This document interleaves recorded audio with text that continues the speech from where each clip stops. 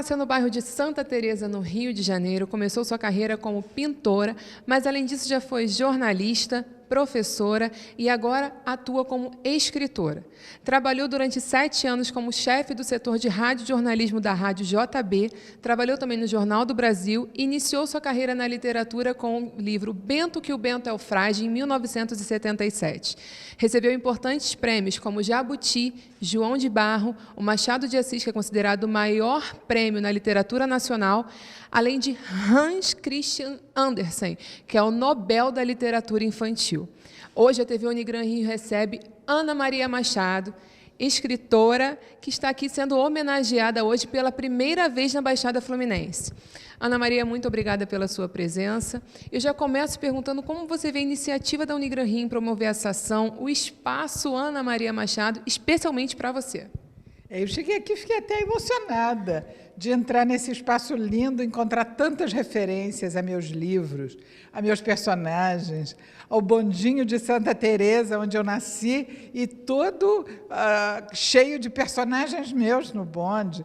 E o balão em que a velhinha Maluquete sai para viajar com todos os bichos. Enfim, uma opção de coisas assim que mostra que leram, curtiram e trabalharam em cima dos livros. Então, eu só posso agradecer e ficar muito feliz.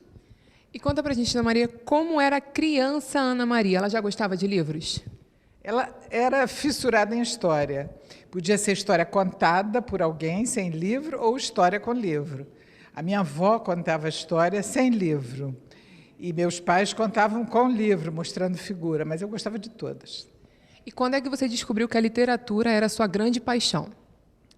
Não, quando eu fui aprendendo a ler, eu fui cada vez lendo mais, mas era uma paixão de leitora, né? Durante muitos anos, eu li e acumulei leituras. Depois, quando eu fui para a faculdade, fui estudar letras, que é uma forma de estudar literatura. E eu não sei, eu costumo dizer que eu li tanto que foi assim, enchendo um reservatório que, de repente, começou a transbordar quando eu fiz minhas próprias histórias.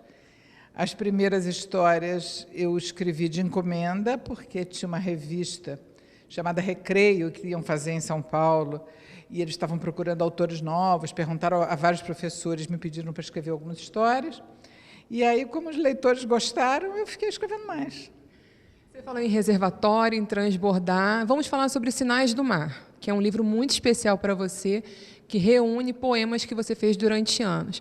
Como foi lançar esse livro depois de tantos anos de preparo e dedicação? Eu nunca pensei que eu fosse fazer esse livro. Eu, de vez em quando, escrevia uns poemas.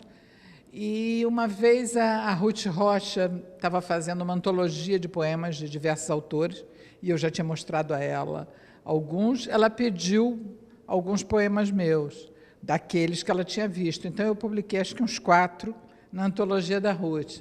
E aí, depois disso, eu comecei a perceber que vários desses poemas tinham um tema comum, que era o mar. Aí eu juntei tudo e ofereci para uma editora. Agora vamos, então, para uma outra grande obra sua, que Era uma Vez um Tirano. Esse livro ele fala de questões sociais, de poder, de 3 meninos que queriam mudar a realidade do mundo em que viviam, e eles tinham 3 armas, que eram um arco-íris no bolso, uma canção no corpo, uma chuvarada de estrelas. Qual foi o principal motivo para o enredo desse livro? A ideia, por exemplo, do arco-íris no bolso, havia muito tempo já, porque na casa da minha mãe tinha um lustre que tinha uns pedaços de cristal pendurados, e tinha uma vez um dos meus irmãos jogando bola, quebrou uma coisa, aquilo caiu, e nós ficamos todos brincando com aquele prisma. Então, nós andávamos com um arco-íris no bolso quando éramos criança, tinha isso. Depois, o fabricante de estrelas era uma coisa de, acho que um Réveillon, ou uma coisa assim, que eu vi, me ocorreu que soltar fogos era uma maneira de fabricar estrelas. Essa ideia ficou. E uma vez que eu estava escrevendo, já tinha escrito alguns livros contra os reis muito mandões, embora o livro Reizinho Mandão não é meu, é da Ruth Rocha, mas eu tinha escrito História Meu ao Contrário, por exemplo, que tem um rei ridiculamente autoritário. Era no tempo do governo militar no Brasil, da ditadura, a gente protestava como podia. E a Ruth tinha escrito 4 livros de reis, eu tinha escrito outros, e uma vez eu disse, eu cansei de chamar esses caras de rei. eu vou dar o nome aos bois, vou chamar de Tirano. E resolvi escrever uma história que chamasse Era uma Vez um Tirano, ou pelo menos que começasse com isso, Era uma Vez um Tirano.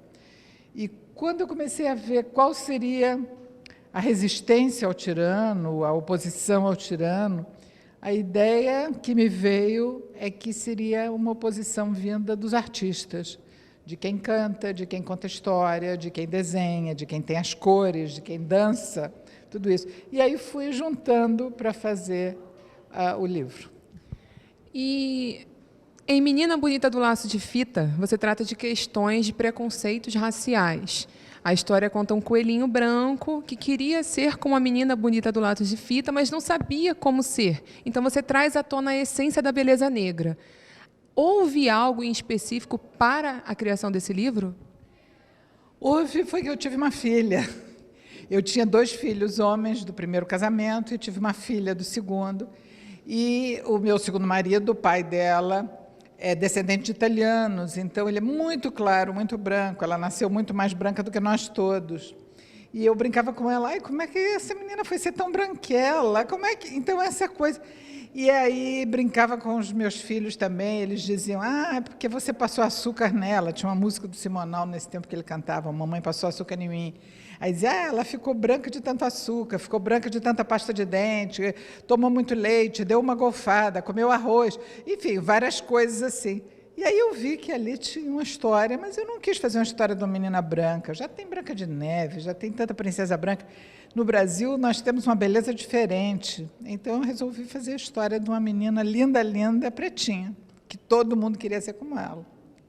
Saindo um pouco agora da literatura e indo para a história, esse ano completam 50 anos da ditadura militar, e lendo um pouco sobre você, eu vi que você foi presa e exilada durante esse período. O que aconteceu? É muito difícil resumir correndo assim, mas, evidentemente, eu fiz oposição, fiz parte da resistência, de movimento de professores, nós éramos muito ligados ao movimento estudantil. Então, em 68, teve as passeatas, nós participamos de uma maneira muito intensa, e aí, depois que veio o ato institucional número 5, que foi em dezembro de 69, que ainda foi o golpe dentro do golpe, a repressão ficou muito maior, então a perseguição toda ficou muito maior também, e eu acabei presa. Você foi eleita a ocupar a cadeira número 1 da Academia Brasileira de Letras. Como foi esse processo e qual a importância disso para você, Ana Maria Machado? Olha, esse processo é sempre o mesmo para todo mundo. A academia tem 40 membros e, quando estão todos vivos, está completa. Quando morre algum, abre-se uma vaga e aí, escritor que quiser se apresenta e concorre. Só tem 2 exigências, que seja brasileiro e que tenha publicado livros. E aí eu me apresentei, concorri e ganhei. Então, acho que o processo é esse. E eu acho que foi importante para mim, por um reconhecimento, vamos dizer, mais oficial da importância da literatura infantil, que foi a primeira vez que um autor de obra predominantemente infantil foi aceito lá, e eu acabei presidindo a academia, então isso foi... Mas também eu acho que é uma coisa assim, natural de convívio com meus pares, com escritores que são... Alguns são da minha geração, outros são mais velhos, mas é uma maneira de estarmos ali, é subir no pódio um pouco também, e acho que eu queria isso, modéstia à parte. O que nós temos em comum lá aos 40 é que somos todos vaidosos, então essa era a minha vaidade. Hoje, na educação, como é que você vê a questão da literatura infantil? Você acha que precisa de mais incentivo nas escolas com relação à leitura da literatura infantil e juvenil? Eu não gosto muito de generalizar, porque a generalização acaba sendo estereotipada. A gente junta coisas muito diferentes numa generalização. Acho que há escolas que trabalham lindamente a literatura infantil e há outras que não sabem como fazer isso. Então, acho que aí tem 2 aspectos. Um é que, hoje em dia, o acesso ao livro infantil nas escolas não é mais um problema no Brasil. Houve uma série de programas e projetos governamentais desde a criação do PNBE, o Programa Nacional de Biblioteca Escolar, ainda no governo Fernando Henrique Cardoso. Isso se continuou no governo Lula e continuou no governo Dilma, quer dizer, virou uma política de Estado e não mais de um único governo. E essa sucessão de projetos leva livros de literatura infantil a todas as escolas do Brasil. O que mudou nesses 15 anos é assim, extraordinário. Um pouco mais de 15 anos, mas, enfim, é extraordinário. Antes, a gente chegava, na maioria dos colégios não tinha livro. Hoje, em qualquer lugar do Brasil, você chega no Acre, no Alto Amazonas, no interior, no sertão nordestino, no sul. Eu, há 2 dias, estava em Joinville fazendo isso. Em todo canto tem livro infantil que se recebe, porque os programas de aquisição de livros e distribuição do governo funcionam, tanto do governo federal como de governos estaduais, prefeituras, e muitas vezes há projetos que são de ONGs ou de iniciativa privada, parcerias público-privadas, e os livros chegam.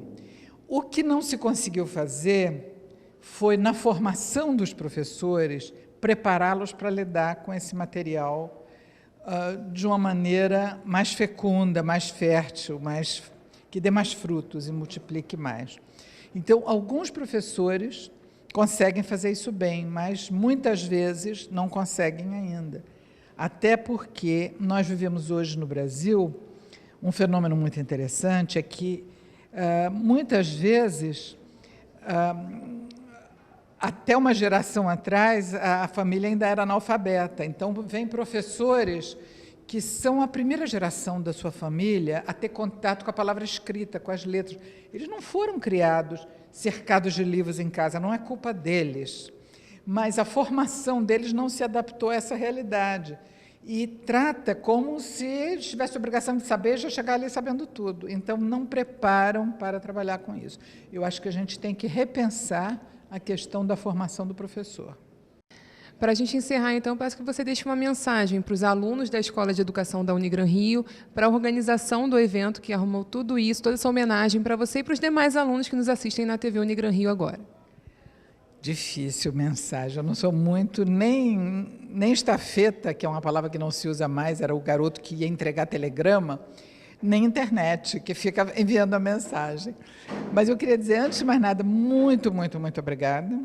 E depois continuem assim, vocês fizeram um trabalho lindo. Muito obrigada, Ana Maria. Volte sempre, a Unigran Rio sempre estará aberta para você. Eu sou Jéssica Reis, para a TV Unigran Rio.